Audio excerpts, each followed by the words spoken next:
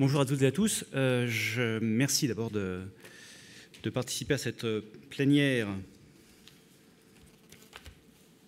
dont l'intitulé, je le reprends pour être exact, économie numérique et traitement avancé des data, levier de croissance et compétitivité.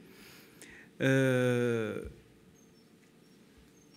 d'accueillir les différents intervenants qui vont partager avec moi leurs expériences et leurs commentaires sur ce sujet, je souhaitais en quelques mots brosser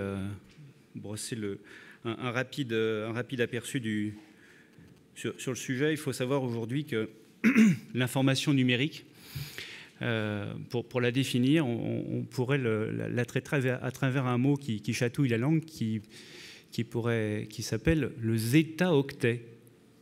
Je trouve ça c'est assez intéressant. Un zeta-octet, c'est 1000 milliards de gigaoctets, et c'est aujourd'hui l'ensemble des données numériques, grosso modo, qui existent sur notre planète. C'est vous donner la dimension aujourd'hui du phénomène.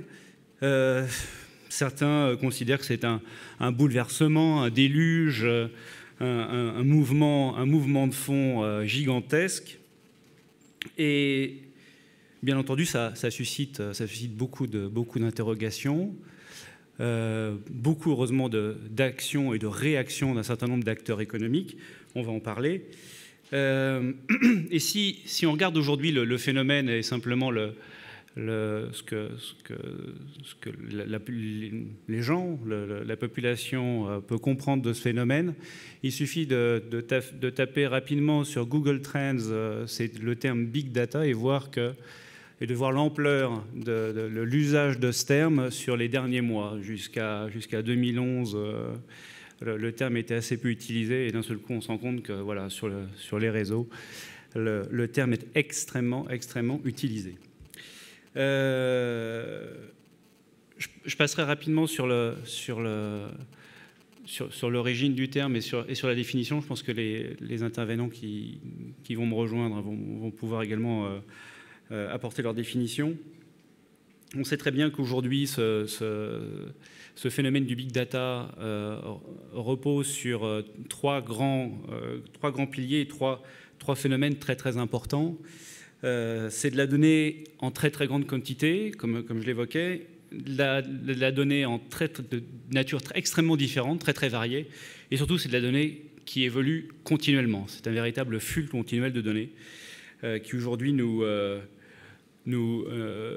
touche, nous concerne, passe à travers nous continuellement, quels que soient les outils que nous pouvons avoir entre les mains, et jusqu'à ce petit outil qu'on utilise tous les jours et qui en produit énormément. Comment créer de la valeur à partir de toutes ces données ? Eh bien, j'invite pour en discuter à mes côtés François Bourdoncle, fondateur d'Exalid, que je vous demande d'applaudir. Stéphane Distinguin, président de Cap Digital.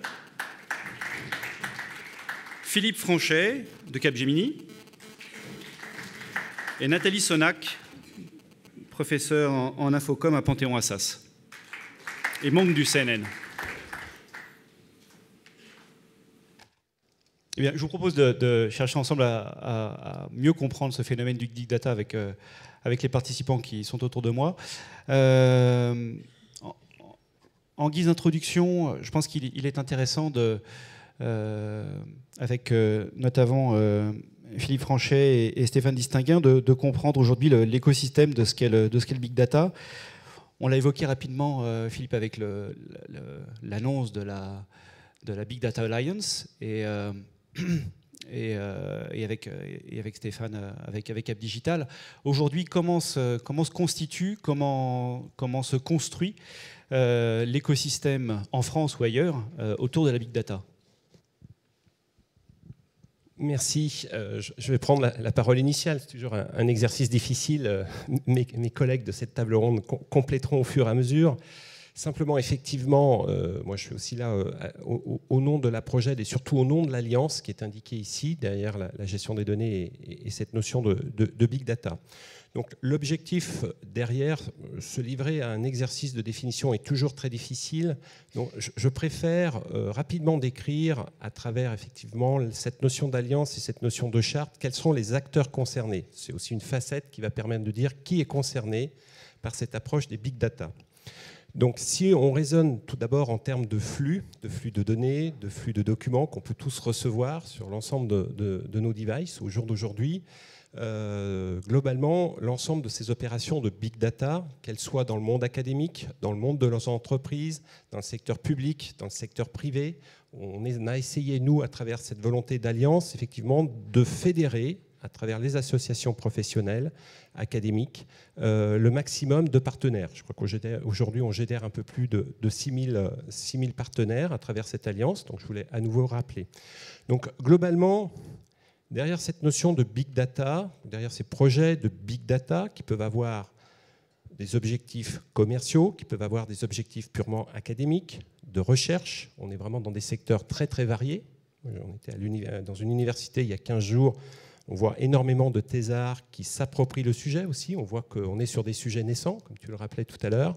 Depuis 1 an, 2 ans, on voit que tout le monde s'approprie, le monde de l'entreprise, le monde académique, les universités, les écoles, tout le monde s'approprie ce sujet-là.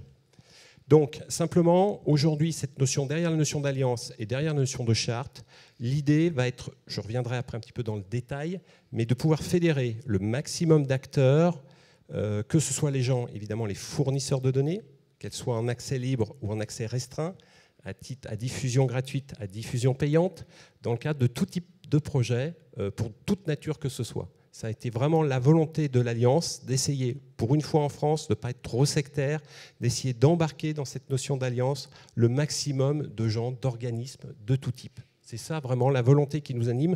Donc derrière la notion de big data, il y a d'abord une volonté aussi, et c'est le sens de mon intervention, de fédérer un maximum de partenaires de tout type autour de cette notion. Fournisseurs de données, utilisateurs de données, promoteurs de projets sur ces sujets. Donc je voulais faire un premier thème, c'est le premier thème de mon intervention, pour dire une volonté de fédérer à travers ces notions-là un grand nombre d'acteurs à travers un grand nombre de projets. Très bien, merci Philippe. Des acteurs du numérique, Cap Digital aussi est en contact direct avec ces acteurs au quotidien.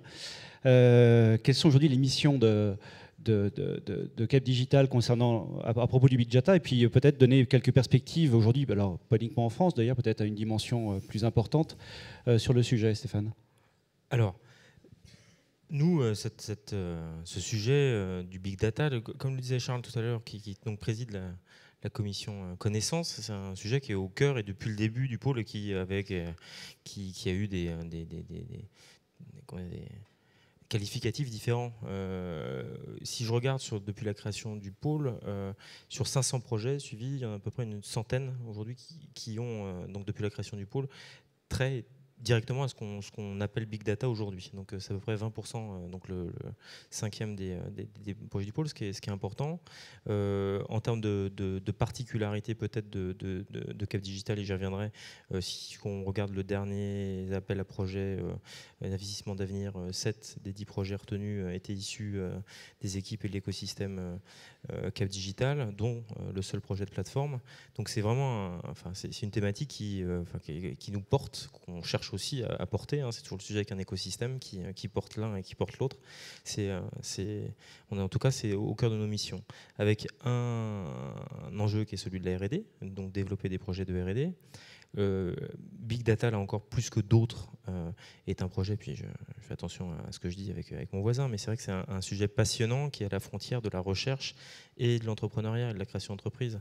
C'est, comme vous le disiez parfaitement, c'est un sujet de transformation aussi. Donc c'est vrai que c'est enfin, parce que Big data, un peu tout le monde en parle, et est-ce qu'on en fait déjà? Est-ce qu'on s'apprête à en faire? Est-ce que tout le monde est prêt à en faire? Est-ce que aussi trop en parler, c'est pas être suffisamment dans l'action? C'est fameux, vous vous rappelez là, la publicité pour les frites McCain, c'est ceux qui en parlent le plus, qui en mangent le moins. Donc il y a peut-être un petit peu ça avec le big data aussi, il faut y penser. Ce sujet du défrichage, de la découverte est là encore absolument dans nos prérogatives, dans nos missions en termes de pôle de compétitivité. Maintenant, moi, alors, perspective internationale, les chiffres, ils sont un peu glosés, discutés. Enfin, pour moi, en termes de dynamique, on a des acteurs, et des acteurs de qualité un peu partout.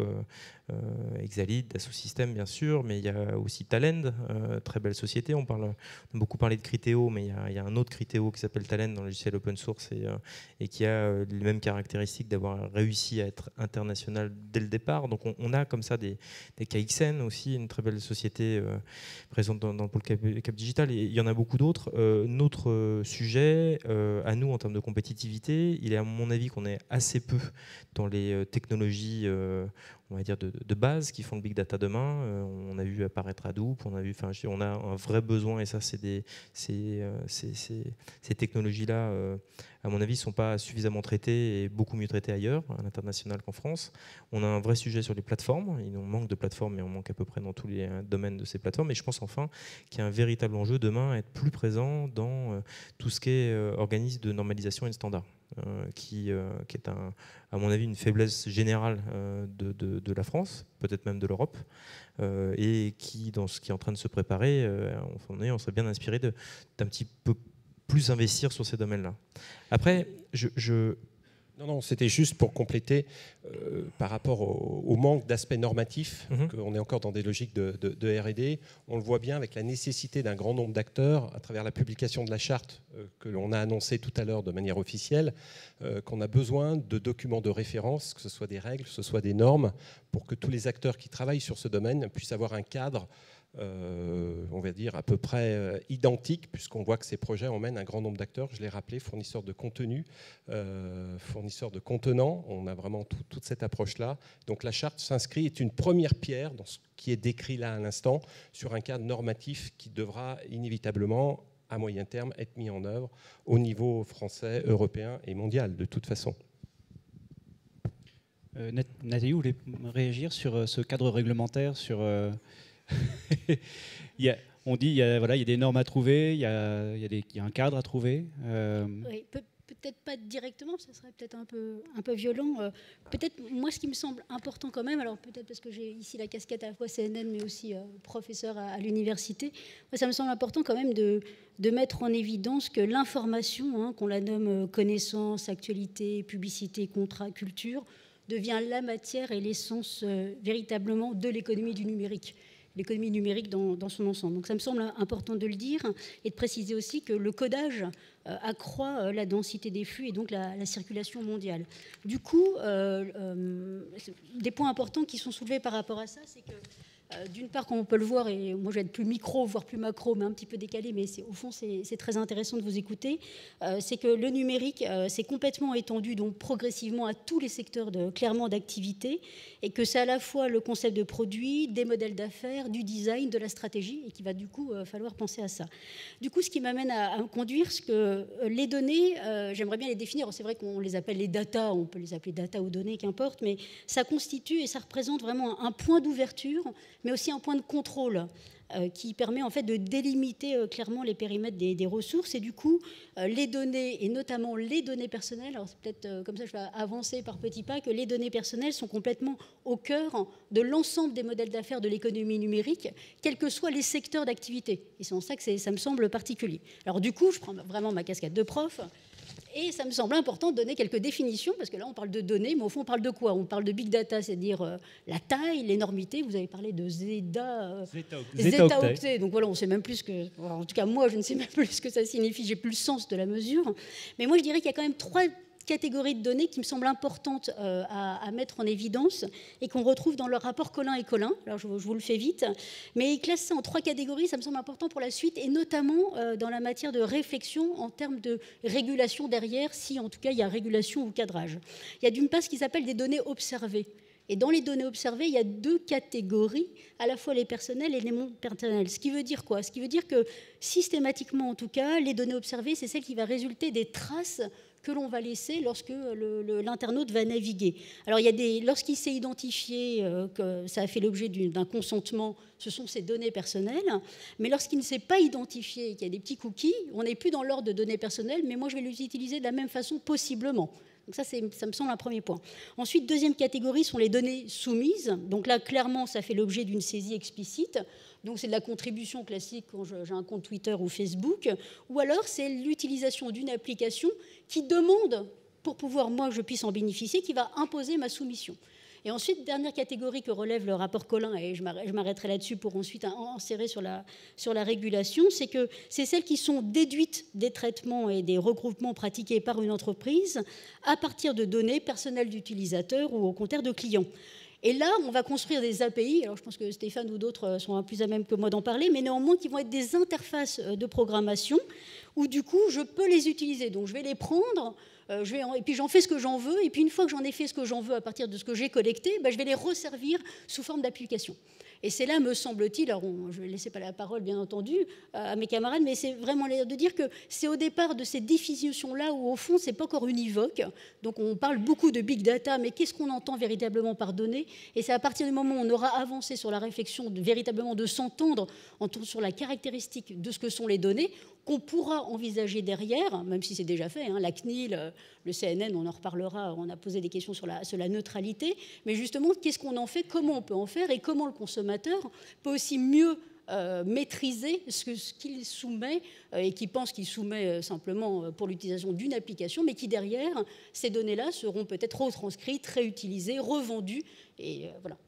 Oui, c'est d'ailleurs un point sensible, mais y compris en termes de fiscalité. On avait Nicolas Collin ce matin lors d'un atelier qui évoquait justement l'aspect particulièrement sensible de l'usage des données à des fins de définition d'un cadre fiscal. Stéphane, pour répondre au point de Nathalie sur ce que vous évoquiez ce que tu évoquais en termes de plateforme. Nathalie parlait d'API. Aujourd'hui, on sait qu'il y a de grands acteurs qui ont pris une place prépondérante sur le marché à travers justement leurs plateformes, leurs API, leur mode de diffusion et de traitement de la donnée. Aujourd'hui, à travers Cap Digital ou d'autres instruments, quels sont aujourd'hui les leviers, selon toi, qui sont importants à utiliser pour que le tissu d'entreprises françaises prenne également la main sur ce contexte? Les 2 leviers, pour moi, ça va être l'internationalisation et la transformation. C'est ce que vous disiez cela. Je pense qu'il faut se confronter à la transformation numérique, à ce que peuvent apporter ces logiciels dans le domaine de la santé, donc domaine par domaine. Le big data est un enjeu de transformation et de compréhension de transformation. Et l'internationalisation, ce que j'ai dit sur un modèle plus microéconomique, pour le coup, c'est comment est-ce qu'on fait des champions. Il faut qu'ils soient exposés dès le départ, et que c'est vrai qu'on a une déficience française assez classique en termes de taille et en termes de développement au niveau des capitaux propres, l'investissement, comment est-ce qu'on soutient ces entreprises, on réussit à investir suffisamment vite et fort de façon à en faire des champions, et ensuite comment est-ce qu'on en fait des vrais champions, c'est-à-dire des gens qui gagnent à l'international.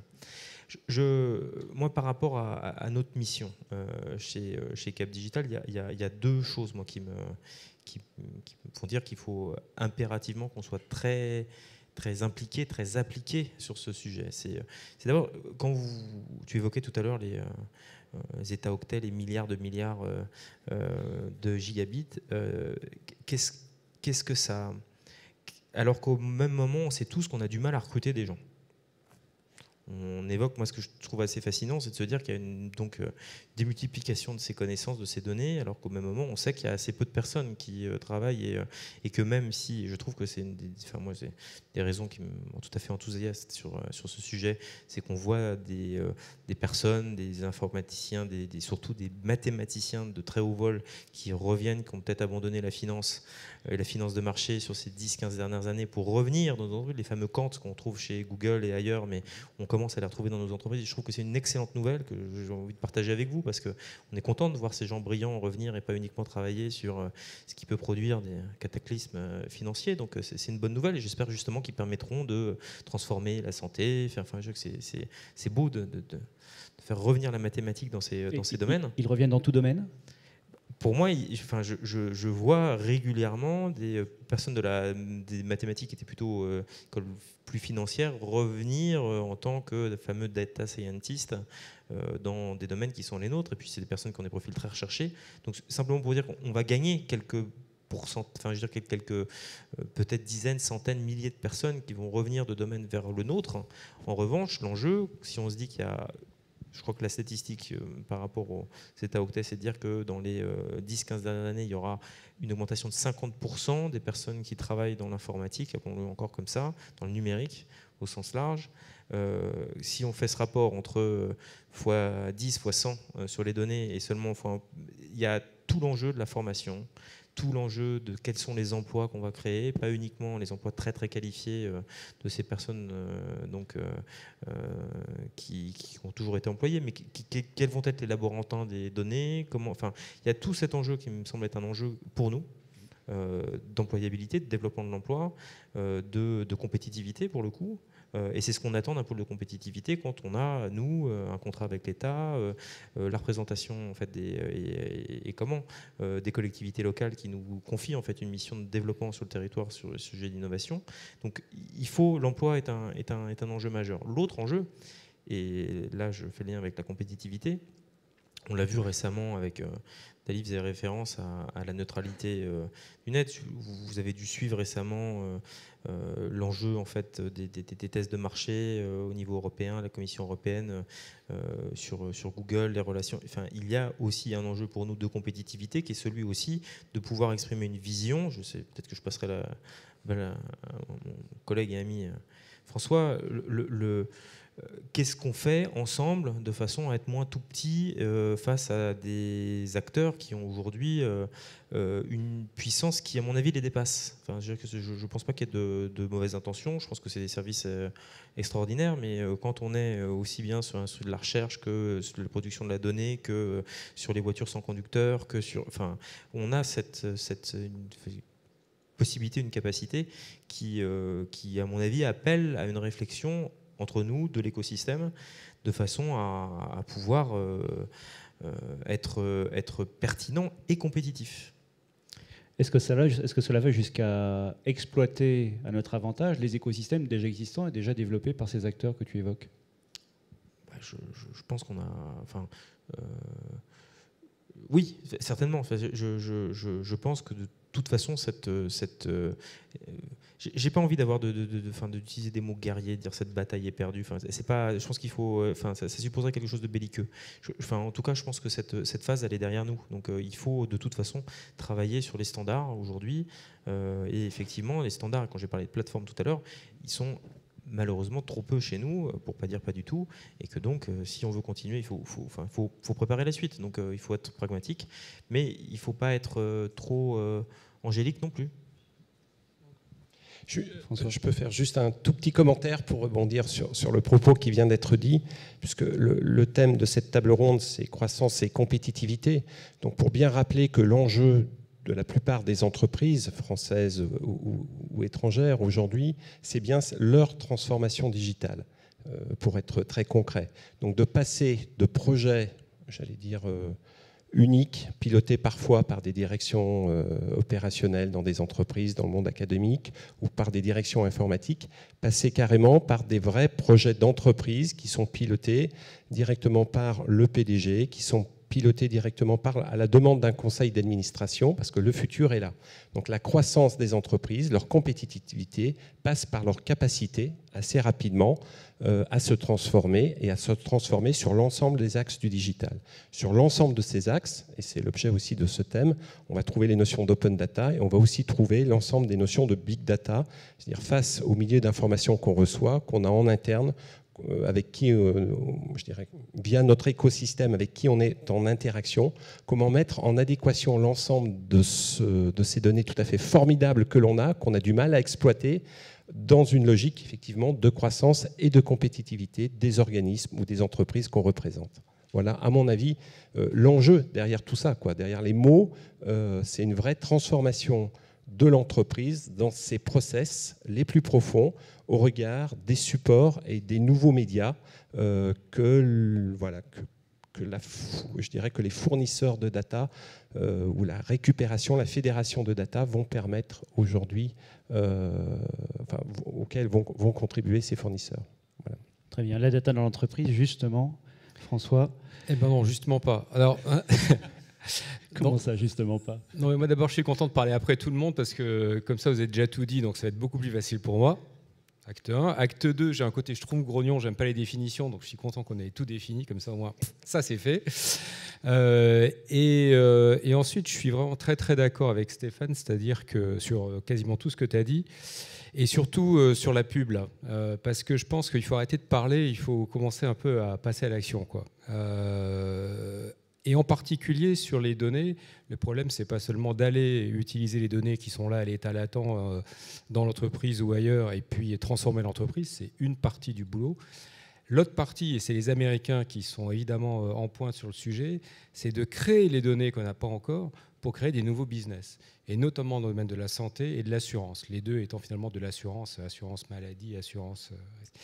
Et alors, ce qui est intéressant, c'est qu'en France, à part notre tendance naturelle à beaucoup parler et à peu agir, donc on va essayer de remédier rapidement à ce problème-là.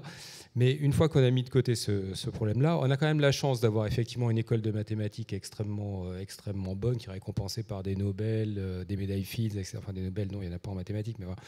Des médailles Fields, des prix de Turing en informatique, etc. Donc on a une école de maths ou d'informatique, mathématiques extrêmement forte. On a des gens qui sont très bons en design, en visualisation de données, etc. Donc on a des gens qui sont très bons en informatique aussi, des boîtes comme Talent, Criteo, Exalid, effectivement, c'est des gens qui sont au niveau de l'infrastructure très forts. Donc on a tout un écosystème et un potentiel, si on l'exploite et on les met ensemble, pour attaquer ce marché en n'étant pas des copycats en retard sur ce qu'on fait aux États-Unis, mais en étant en avance pour une fois, pour changer.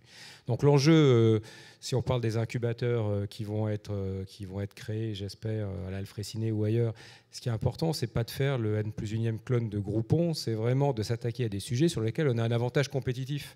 Sans quoi ça ne sert pas à grand-chose de financer ces boîtes-là. Et on a des avantages compétitifs extrêmement forts. Mais donc... je vais revenir sur le thème Big Data, dont je ne veux pas donner une définition. Big Data, nous, on en fait depuis presque 15 ans avec Exalid.com. Donc l'index du web, en quelques chiffres, c'est un demi-pétaoctet de données indexées. Un péta, c'est un millième d'hexa et c'est un millionième de zeta. Comme c'est l'unité du jour, j'essaie de tout transformer en zeta. Un millionième de zeta, c'est vrai qu'on est un peu petit joueur. Tu as raison, c'est pas terrible. Enfin bon. J'ai appelé Exalid parce que tu vois, j'étais moins ambitieux. Donc ça, on le fait depuis très longtemps. Donc effectivement, c'est compliqué. Mais c'est comme M. Jourdain, on en fait depuis longtemps. On appelle pas ça des big data. À l'inverse du spectre, avec La Poste, par exemple, ce qu'on a fait, c'est qu'on a été chercher des données qui n'existaient pas. C'est-à-dire qu'on a aidé La Poste à connecter leur machine qui trie les enveloppes, 60 millions d'enveloppes triées par jour, c'est des trieuses, qui étaient des entités autonomes, qui n'étaient pas branchées à un réseau et qui donc ils n'avaient pas accès aux données. Ne serait-ce que le directeur central du courrier ne pouvait pas répondre au problème qui était est-ce qu'il y a un problème de distribution de courrier à Besançon aujourd'hui. Il était infoutu de le dire parce que ces machines n'étaient pas connectées. Donc c'est là que je voudrais en venir. C'est important d'aller connecter les objets physiques avec le monde informatique pour pouvoir faire ces nouvelles applications. Une incidente sur Google Maps. Une manière de le voir un peu abstraite, c'est quand même, le projet de Google Maps, c'est de faire un lien biunivoque entre le monde réel, physique, et le monde virtuel, informatique. Faire une cartographie informatique du monde réel. Ça représente 5000 ouvriers, c'est des ouvriers d'un nouveau type d'usine, des usines logicielles, en Inde, donc il se trouve que c'est 5000 Indiens, qui, depuis à peu près 7 ans, annotent et vérifient les annotations du monde réel par des annotations informatiques. Et comment ils font ? Google a parcouru, je crois, 5 millions de miles avec ces petites voitures dans les rues, en photographiant les différentes adresses, pas seulement pour photographier les adresses, mais également pour photographier les embranchements. Et si vous prenez Google Maps, vous serez surpris de constater que les panneaux, quand vous tournez les turn-by-turn directions, les panneaux qui sont indiqués par Google ont exactement la même dénomination avec les mêmes noms dans le même ordre que les panneaux physiques. Ce n'est pas juste qu'on vous indique la direction abstraitement, c'est que c'est le même panneau, parce que un humain, a vérifié que ce qui avait marqué sur le panneau, alors peut-être qu'il y a la connaissance de caractère, etc., c'est validé par des êtres humains. C'est une entreprise absolument colossale. À côté de ça, Apple a mis 200 ingénieurs, donc au lieu de mettre des cols bleus, ils ont mis des cols blancs, ils en ont mis 200 au lieu de 5000, et ils ont mis pendant 2 ans au lieu de 7 ans. Et vous connaissez tous le résultat de la cartographie sur iOS, qui est, le moins qu'on puisse dire, c'est qu'elle n'est pas terrible. Donc, tout ça pour dire que l'enjeu, ce n'est pas tellement d'exploiter les données, c'est de créer les données. Donc là, quand la question a été posée de savoir est-ce qu'il faut aller utiliser les écosystèmes, les réseaux et les données des autres, ben non, il faut créer ces données. Et donc, un autre exemple de... Alors ça, c'est un peu sur quoi j'essaie de repositionner Exaïd aujourd'hui, c'est ce que j'appelle... c'est la phase logique du PLM. Le PLM, c'est le Product Lifecycle Management, c'est la gestion du cycle de vie du produit. Donc historiquement, le cycle de vie du produit, ça a commencé par la CAO, la conception, puis on a fait de la simulation numérique, puis après on a fait de la conception et de la fabrication des usines numériques. Et maintenant, finalement, l'étape suivante, c'est de se dire, on va suivre le produit une fois qu'il est vendu. Le PLM ne s'arrête pas quand le produit est vendu. Le produit est utilisé, on va récupérer des données d'usage des produits. Et puis, si on est dans une logique industrielle, on va innover mieux, on va concevoir le produit d'après mieux en sachant comment il est utilisé dans la vraie vie. Alors, on n'est pas en retard en France, là aussi. On a des avantages compétitifs parmi les 10 premières entreprises mondiales qui font des objets connectés. Il y a 5 entreprises françaises. Une que vous connaissez peut-être, qui s'appelle WeThings, qui fabrique des balances notamment, des tensiomètres et un certain nombre d'instruments qui sont connectés à votre Wi-Fi chez vous et ensuite avec des applis dans le cloud qui vous permettent d'aller suivre votre... Elle doit être buggée, moi ça n'arrête pas de monter. Ça doit être pareil, Stéphane, toi non ? Toi, ça descend ? Moi, je sais pas, ça n'arrête pas de monter la courbe. Il y a un truc, ça m'énerve. Mais bon, ils sont français, donc je pourrais leur passer un coup de fil. Mais ces gens-là, ils fabriquent leurs données. Ils ne vont pas essayer d'utiliser les données des autres. Mais il y a une grosse différence. Et ça, c'est vraiment sur quoi j'essaie de tirer votre attention. Donc le big data, on n'en parle pas, ce n'est pas un truc qu'on fera dans le futur. C'est des choses qui sont en train de se faire à l'heure où je vous parle. C'est pour ça qu'on va vite finir la table ronde et retourner au boulot, parce qu'il y a du boulot. En face de WeThings, vous avez une boîte qui s'appelle Jawbone. C'est une boîte qui fait historiquement des petites oreillettes Bluetooth. Vous connaissez tous, haut de gamme, très joli, super design. Cette boîte-là a complètement changé de business model récemment. Ils ont levé, juste pour mémoire, 200 millions de dollars sur l'ensemble de leur vie et près de 160 millions sur les 2 dernières années. Et qu'est-ce qu'ils font aujourd'hui, ces gens-là ? Alors, ils ont fait un bracelet électronique qui n'est pas fait pour vous maintenir en prison, qui est fait pour amasser un certain nombre de données biologiques, biométriques et comportementales sur votre vie, votre pouls, votre tension, je ne sais pas ce qu'ils collectent comme données. Cycle du sommeil. Le cycle du sommeil, voilà. Alors ils sont plantés sur ce coup-là, mais ils continuent. Le nombre de pas, est-ce que vous êtes actif, pas actif, etc. Donc ces gens-là ont 200 millions de dollars. Pour mémoire, on parle de mettre 150 millions d'euros. C'est un peu plus, 200 millions.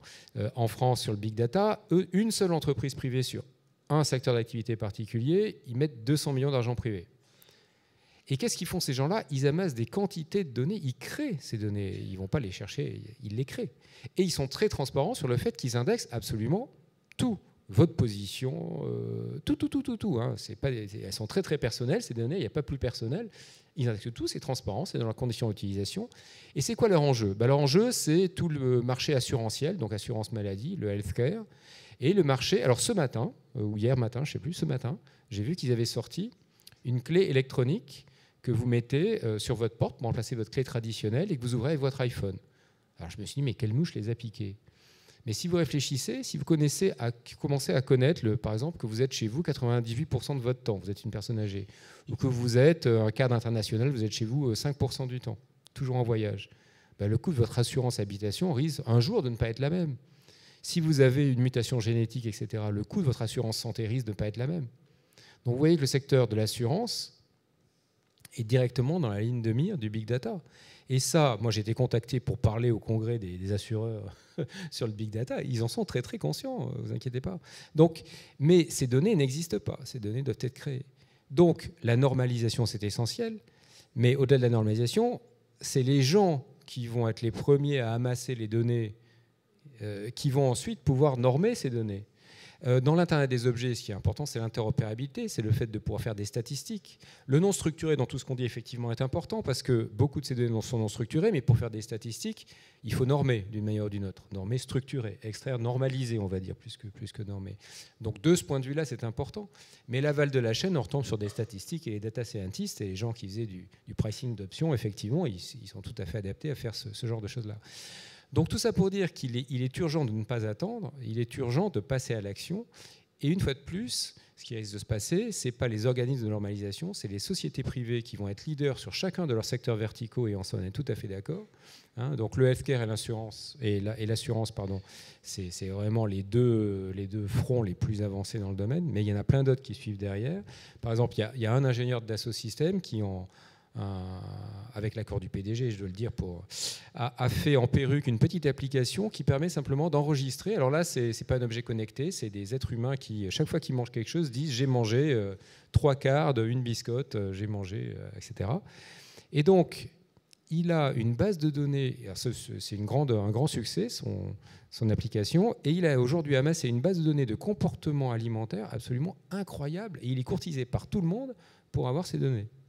Alors qu'il a fait un projet en perruque, une petite appli iPhone à 3 francs 6 sous, mais qui remplissait un vrai besoin, etc. Donc le big data, ce n'est pas seulement l'aspect big qui est important, c'est surtout l'aspect data. Je m'arrête. Et si j'entends bien ce que tu dis, François, c'est que ça vient d'acteurs qui ne sont pas automatiquement des gros acteurs, c'est-à-dire qui n'ont pas un poids important, ça vient de petits acteurs. Qui sont petits au début, en tout cas. Qui sont petits au début. Et le problème, c'est qu'en France, on reste petit et qu'aux États-Unis, on devient grand. C'est ça le grand problème, quoi. Et je ne sais pas combien a levé d'argent WeThings, par exemple. Je vais faire en français combien WeThings a levé d'argent. Mais en phase 2, ils ont Jawbone qui a 200 millions en banque pour faire la même chose. En tout cas, probablement quelque chose de très proche. Est-ce que vous souhaitez réagir à ce que vient de dire François sur la situation de l'innovation autour de la data? Non, juste un commentaire. Effectivement, il y a une vraie plus-value à la création de data qui peuvent être, comme François l'indiquait, en provenance d'individus, finalement eux-mêmes, pas forcément de structures ou d'organismes très complexes ou très nombreux, ou avec une très forte puissance financière. C'est un peu ça l'idée. Bon, les levées de fonds indiquées aident forcément grandement. Ce que je voulais simplement dire, ce qui est important derrière cette notion de création de data ou de transformation, parce que je pense qu'il y a quand même les deux facettes, quoi qu'on veuille, de toute façon, il y a des gens qui créent, il y a quand même des gens qui les transforment pour en créer de nouvelles, quelque part par transformation de données unitaires ou d'anciens systèmes. Ce qui va être donc une des clés futures par rapport à ces récupérations de data seront forcément leur traçabilité.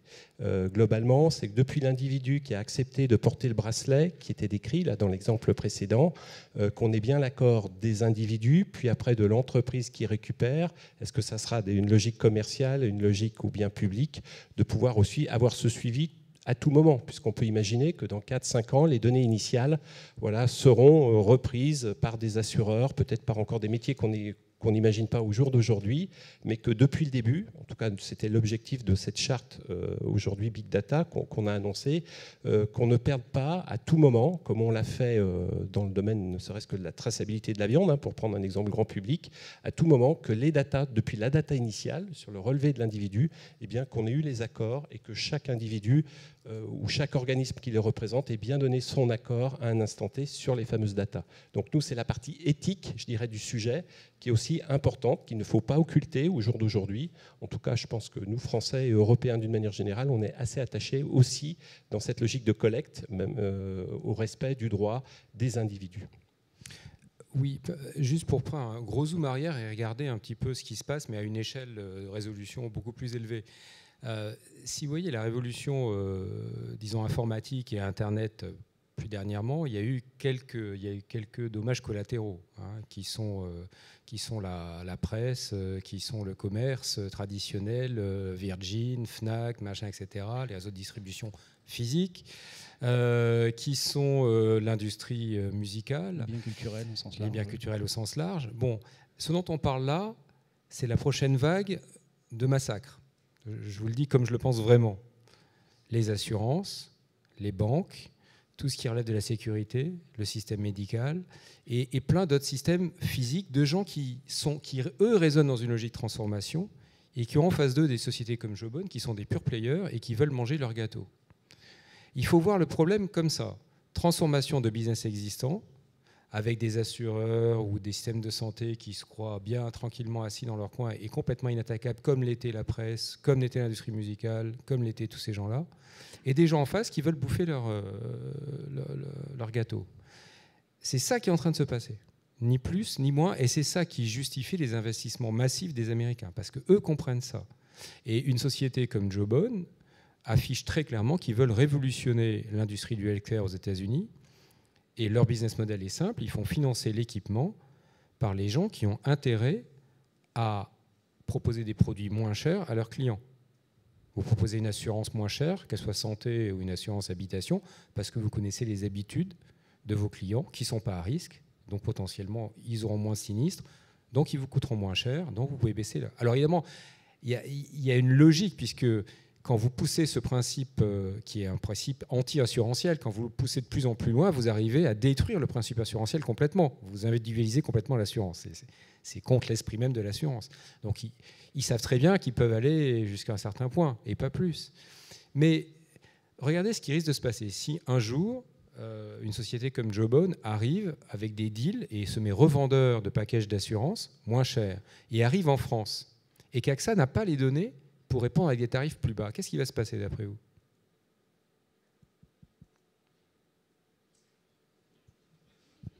Ben voilà. Oui, mais est-ce que là on n'est pas dans une confrontation? Alors, toujours pareil, on a côté la compétitivité, et si vous disiez Schtroumpf grognon, alors j'essaie de me faire Schtroumpf joyeux, mais qui va se transformer en grognon tout de suite aussi. C'est-à-dire que si on oppose, et c'est un peu le problème peut-être en France, en Europe, je ne sais pas, mais en tout cas en France clairement, lorsque vous citiez la presse détruite et des pure players qui arrivent derrière, le problème c'est qu'on a encore des milliers d'emplois dans la presse traditionnelle, que l'écosystème de la presse, on peut aussi l'appeler l'écosystème de la presse traditionnelle, les grosses machines, le taylorisme, mais qui va se transformer en terrorisme, l'astuce révélateur, fait que c'est des, comme vous dites, des économies de transformation, mais on est aussi dans des situations de transition. Et le modèle que vous déclinez tout à fait justement, concernant l'assurance, peut-être qu'en Europe et particulièrement en France, on est tout de suite sensible à la question du bien public, de l'utilisation de la donnée, de la traçabilité. Alors peut-être qu'on se pose trop de questions, et c'est vrai qu'on n'agit pas, on comprend bien, mais je ne suis pas sûre non plus que c'est ce qu'a envie la société française, ou en tout cas les Français, de se projeter dans ce modèle américain de commercialisation. Le système d'assurance, on essaye encore tout de même de le conserver. Alors je comprends bien que vous le dénoncez pas, c'est pas du tout en ces termes-là, mais on se rend bien compte qu'on est tout de suite, dans la mesure où on est en transition, de facto, on s'oblige à se poser la question, et je trouve qu'on n'y réfléchit pas suffisamment, à qu'est-ce qu'on veut comme modèle, ce vers quoi on tend. Là, si une fois encore, dans l'économie du numérique, on se rend compte qu'on est tout petit, qu'on est encore derrière les Américains, qu'on essaye de faire mieux différemment, mais vers quel projet allons-nous? Moi, c'est une vraie question. La question d'ailleurs qu'on se pose, comme tous, dans la question de régulation de façon plus générale, c'est-à-dire que si de facto je propose je vais dire ça autrement. Je prends la donnée et je fais comme vous et je dis je fais du business dessus, il faut inventer des nouvelles données, la compétitivité là-dessus, et on peut être très fort parce que, vous avez raison, on a beaucoup de chercheurs et de gens très intelligents. Mais si vous dites en même temps, oui, mais je m'interroge sur la traçabilité, la commercialisation me gêne, le fait que... Du coup, on s'aperçoit que si on interroge les usages et on commence à les contraindre, eh bien, des entreprises ne vont pas pouvoir, dans cet univers contraint, se développer comme vous dites. Donc, il s'avère que le modèle américain n'est pas... placable au nôtre, ou quand le nôtre, en tout cas, ne se plaque pas au celui-là. En tout cas, il se confronte. C'est peut-être juste... Il n'y a pas de réponse. Après, je me tais, c'est promis. Mais c'est vraiment intéressant, cette discussion. D'abord, je suis d'accord avec Stéphane, c'est-à-dire que ça fait peur de voir Google qui fait de la voiture sans conducteur, qui sait tout ce que vous cherchez sur Internet, qui a des participations dans 23andMe, qui connaît votre génome, etc. Bon. Donc, on est d'accord. Et je suis le premier à être très, très inquiet par le fait, par exemple, que Kurzweil a été recruté comme un des directeurs de l'ingénierie de Google. Transhumanisme... Il y a des côtés bien et il y a des côtés inquiétants. Donc, je suis le premier à être très interrogatif sur ce sujet-là. Et quand vous créez des données, en l'occurrence, ce n'est pas le cas. Je ne fais pas ça. Simplement, je décris ce que je vois se passer. Après, voilà. Après, pour revenir sur l'exemple d'AXA et puis de cette société américaine Jobon, on peut décider par la loi qu'il va être interdit en France de faire du profiling assurantiel, par exemple, pour baisser. On peut le décider. Mais AXA n'a pas une activité qu'en France, une activité dans plein de pays internationaux. Donc, est-ce que AXA va juste en France avoir une activité traditionnelle et partout dans le monde, vous croyez qu'ils ne vont pas faire comme le reste du monde? Donc, et à la mondialisation, ça veut dire ça aussi. Les multinationales, elles sont mondiales et elles font le business tel qu'il se fait dans chacun des pays où elles opèrent. Et donc, si les Américains créer des nouveaux leaders dans le domaine de l'assurance qui deviennent des leaders mondiaux, AXA sera obligé de se battre avec ces mêmes armes sur leur marché. Donc il faut arrêter de raisonner franco-français. Toutes les boîtes dont on parle là, c'est des boîtes qui sont des multinationales potentielles. Mais en revanche, là où on peut peut-être se rejoindre, c'est que je pense qu'on a en France une fiscalité sur l'innovation qui est extrêmement positive. Pour une fois qu'on peut parler de fiscalité de manière positive, profitons-en. Sur l'entrepreneuriat, il y a eu un changement récent qui, de nouveau, revient vraiment dans le bon sens. On a l'écosystème en termes scientifiques, technologiques, design, etc., qui va bien. Il manque presque le dernier élément qui est l'aspect législatif. Je veux dire, raisonnons à l'envers et disons-nous, faisons de la France le paradis pour l'innovation d'usage et sociétal du big data. Allez, chiche, faisons-le. Et comment on le fait? On réduit le stress, on réduit l'incertitude pour les entrepreneurs dans le domaine en bordant certains aspects législatifs qui aujourd'hui sont du domaine du Far West législatif. Donnant. Refaisons le coup de la CNIL, mais cette fois-ci pas seulement en défensif et en offensif. Par exemple, on pourrait s'interroger sur l'opportunité qu'il pourrait y avoir pour les opérateurs télécoms d'analyser les données d'usage en faisant du Deep Packet Inspection, où là, c'est horrible, j'ai prononcé un gros mot. Alors évidemment, vous allez dire, mais ils vont tout savoir ce que je fais, c'est illégal, c'est pas bien, etc. Oui, bon, c'est sûr, mais je veux dire, l'idée, ça peut être juste de la Sofres. La Sofres sort des études tendancielles. Pourtant, ils interrogent des vrais gens physiques, donc il y a bien un moyen quand même de garantir et l'anonymat et les analyses tendancielles. Mais ça peut être donnant-donnant. On leur donne le droit de faire ça, s'ils doivent, par exemple, fournir à un prix standardisé, genre Frande, à l'écosystème.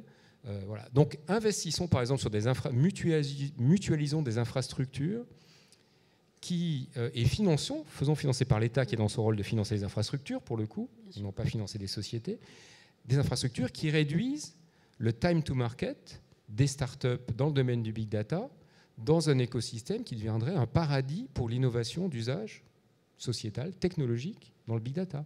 On a presque tous les bouts pour faire ça. Il suffit de le décider maintenant et d'arrêter d'en parler, de le faire, pour revenir à notre point initial. Moi, je partage tout à fait ce que vous disiez, sans aucun cas franco-français. Je pensais au moins à un régime européen, donc évidemment pas franco-français, mais en tout cas une politique, mais je vous rejoins totalement, à une politique européenne en ce sens, est beaucoup plus proactive que plutôt justement d'être constamment en réaction d'eux. On a largement les moyens d'eux. Et en ce sens que je pensais effectivement une politique européenne et une régulation à la fois plus souple et effectivement qui porte et qui essaye de porter cette innovation en ayant forcément en tête, ou en tout cas si on souhaite le conserver. Après, c'est vrai qu'on évolue et pourquoi pas changer aussi d'objectifs ou politiques ou d'encadrement ou de règles d'assurance. Au fond, c'est parce qu'on a voté 145 qu'on doit le conserver. Qu'est-ce qu'on veut? Ce que je veux dire, c'est que quitte à réfléchir, autant réfléchir sur des objectifs dans cette évolution-là, plutôt que d'une protection, d'une part défensive, comme vous le dites, et puis surtout, ça existe depuis 50 ans. Et alors, à la limite, on s'en fout, allons de l'avant, mais intelligemment, sans subir. Donc, peut-être mal exprimé, mais je vous rejoins complètement. Très bien. Besoin d'action, de souplesse, d'agilité, d'aller de l'avant. Très bien. Merci à tous, merci aux intervenants, et je pense qu'on va pouvoir passer à la session suivante. Merci.